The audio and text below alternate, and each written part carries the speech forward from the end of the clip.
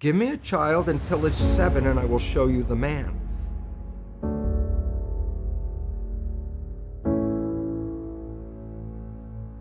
"95% of our life is coming from the programs of life, how to live life that we get in the first 7 years of life."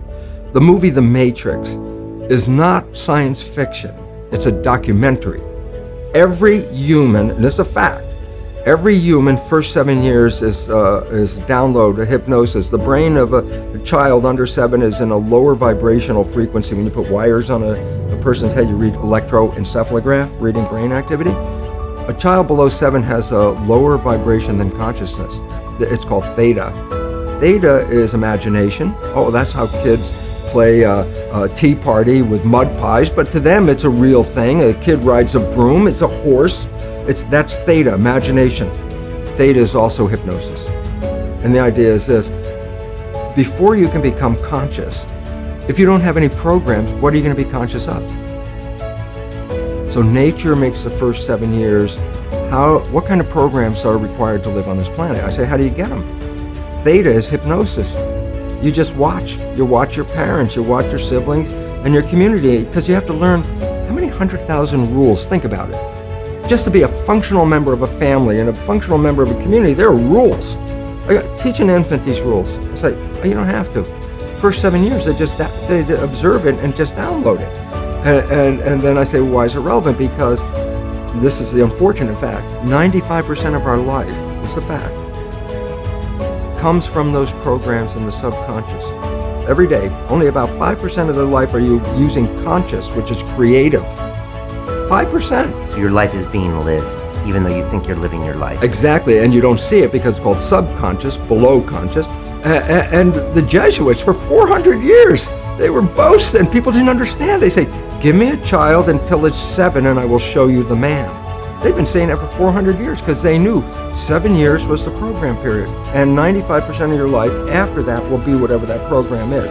Look, this is not new. I mean, there's the famous book, Rich Dad, Poor Dad. And basically said you come from a poor family and you could struggle your whole life and try to get rich, but you're not going to make it. And if you come from a rich family, you could be stupid your whole life and make it. Not because it was thinking, but it was unconscious behavior that was downloaded from rich families into kids, which is unconscious. So they're making the right moves unconsciously. If they engage their conscious mind, then they look stupid, but it's unconscious. And that's the same thing with poor people. Poor people have beliefs from the family. Oh, you can't make it, life's a struggle, things are hard, who do you think you are? And if that's the program you get, then 95% of the day you will sabotage yourself. And that's why poor people stay poor and rich people stay rich, because the programming. We have to recognize, number one, that 95% of our behavior is coming from subconscious. So a child is going to record for 7 years, and they're going to record you. You have a new baby. That baby is going to look at you because you are the parent. The first thing a baby learns in the first week or two of life, who's the parent? Very important, because that's the reference point. If anything goes in their life, they're going to look at the parent first thing. A child on a playground is on a swing, falls off the swing on the ground. First thing it does is look at the parent. If the mother's like, ha, the kid starts crying. But if the mother goes, get up and get back on the swing, the kid gets back up on the swing. It's reflection.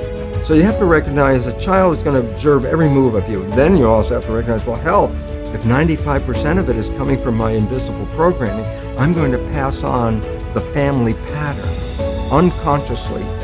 It's very hard to stay conscious. This is why we always go back into the subconscious, because when you're thinking, that's a conscious mind function. So, Brian, what are you doing on Tuesday?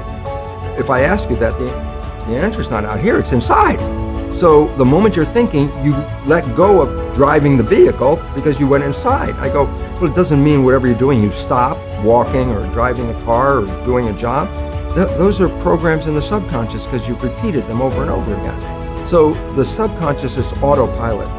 When the conscious is busy, autopilot drives the vehicle. The point is, when conscious is busy, it's not observing what's going on. So let's say we're having this conversation in a car, and I've been driving for 10 minutes, and we've had this great conversation, and all of a sudden I look out the window, I go, I haven't paid attention to the road while we have the conversation. But I go back and say, can I say what the conversation was about? Yeah, we talked about this and this and this. And I say, and what was on the road during that 10 minutes? You go, I don't know, I wasn't paying attention.